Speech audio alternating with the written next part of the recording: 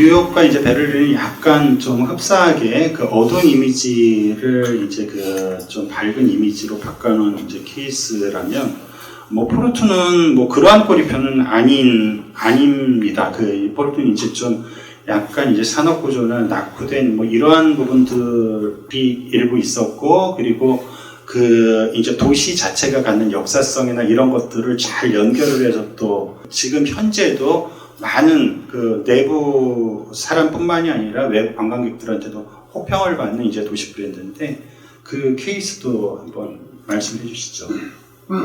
포르토는 여수하고도 비슷하죠. 해안 도시입니다. 네. 그 포르투갈의 제2의 도시이고요. 해안을 끼고 있습니다. 근데 이곳은 어떤 면에 있어서 사례로 가지고 왔냐면 추상성을 최소화한 도시 브랜드 사례입니다. 우리가 이제 도시 브랜드 슬로건이나 이런 것들을 보면은 굉장히 모호한 표현들 굉장히 많아요. 과연 이게 이 도시를 설명하는 슬로건 맞나? 하는 것들이 굉장히 많지 않습니까? 근데 포르투의 도시 브랜드는 저거예요. 포르투 닷. 그냥 포르투입니다.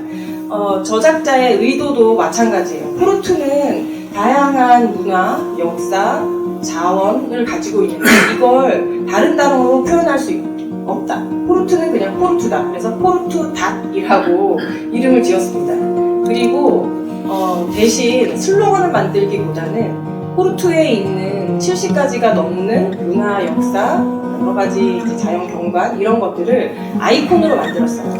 포르투에 보면 아줄레르라고 타일이 있습니다. 그 푸른색 타일을 가지고 역사적인 건축물들이 많이 만들어져 있는데요. 거기에 모티브를 해서 현대적인 시각으로 70몇 개의 아이콘을 만들었고요. 저것들을 도시의 경관 디자인에 활용을 한 사례입니다. 그래서 어떻게 보면 앞에 있는 도시 브랜드들과는 조금 다른 결을 가지고 있는 거라서 여러분께 보여드리려고 가지고 왔고요. 그리고 저 한 가지 질문하고 싶은데요. 브랜드는 합의의 과정일까요? 선언의 과정일까요?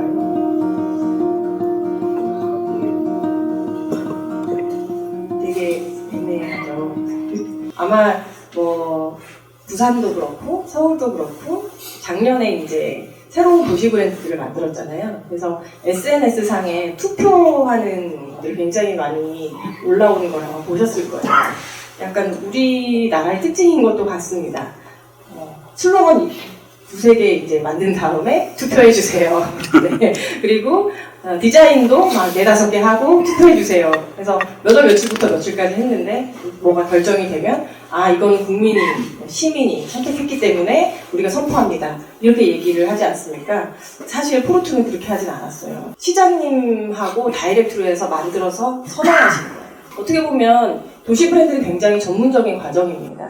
물론 시민과 국민과 합의의 과정이 당연히 필요하죠. 우리 도시의 정체성을 이런 걸로 규정하고 10년, 20년, 100년을 커뮤니케이션 하고 싶다. 동의하십니까? 하면서 시민의 의견을 묻고 소통하고 참여하게 하는 과정들이 굉장히 중요하기는 해요. 그런데 이걸 언어화된 슬로건으로 만들고 시각물로 만드는 거는 전문 영역입니다. 그리고 선호도는 개개인의 선호도는 다 다르게 되어 있어요. 그래서 전문가와 이걸 정말 운영하는 주체가 선언하는 활동이 마지막 단에는 필요합니다. 근데 그런 것들이 굉장히 잘 된 사례라서 마지막에 넣게 됐습니다.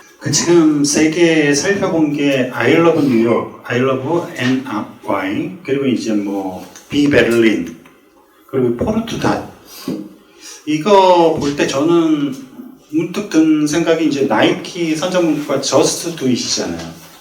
그러니까 굉장히 복잡하고 많이 설명해야 되는 게 아니라 심플 이즈 베스트라는 느낌이 들어요. 근데 그게 단순히 그냥 심플한 걸로 끝나는 게 아니라 여운이 계속 남는, 그러면서 그게 뭔가 사람들한테 긍정적인 포지티브한 그 효과를 주는 그런 것들에 대한 이제 공통분모가 있지 않을까 하는 생각이 들고요. 제가 뭐 케이스들은 좀 많은데 빌바오 뭐 간단히 좀 설명을 해주시죠. 빌바오 같은 경우에는 영국과 프랑스와의 이제 교역 항구였었고요.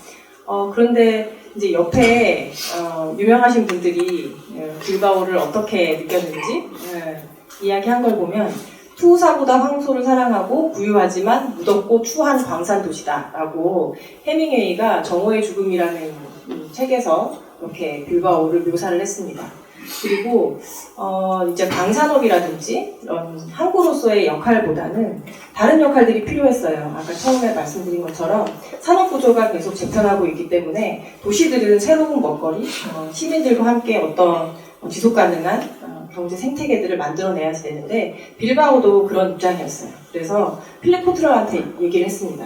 우리 빌바오를 그런 세계에서 유명한 세계 도시가 될 수 있도록 해달라. 근데 필립 코트러가 저 얘기를 했대요. 빌바오엔 에펠탑이 없다. 랜드마크를 지어라. 그럼 이런 걸까요? 네, 그런 거라고도 볼 수 있습니다. 그런데 이제 빌바오에서는 구겐하임 미술관을 유치를 했어요. 어마어마한 금액을 들여서 유치를 했습니다. 그러면 그렇게 미술관만 가지고 와서 랜드마크 격의 미술관을 지으면 도시가 유명해질까요? 사실 그런 거는 아닙니다. 문화를 통해서 경제적 가치를 창출하기 위해서 주변의 인프라를 다 만들었어요.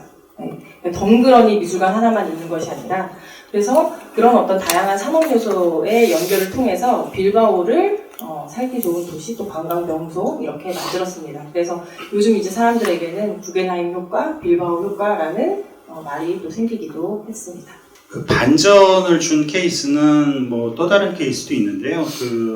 이 책에는 거론이 좀 안 되고 약간 빠진 것 같은데 이제 기획 연재할 때 들어갔던 케이스 중에 하나가 일본 오사카 근처에 있는 이제 마이시마, 시마가 이제 섬이니까요. 마이시마의 쓰레기 소각장이 우리나라도 이제 그 굉장히 힘들지 않습니까? 소각장 문제가.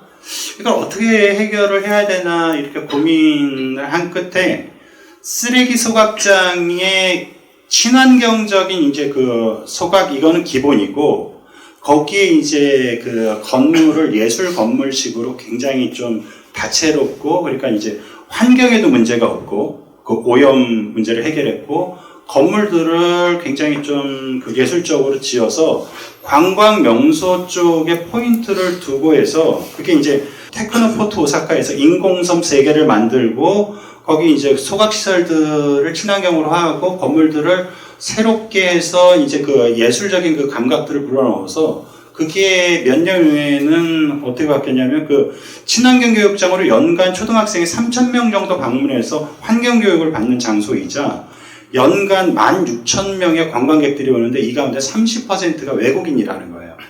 그러니까 이건 뭐 더 이상 뭐 혐오시설이다 뭐 이런 문제가 아니라 그러니까 어차피 쓰레기 문제는 해결을 해야 될 문제인데 이걸 어떤 방향으로 어떻게 해결하느냐.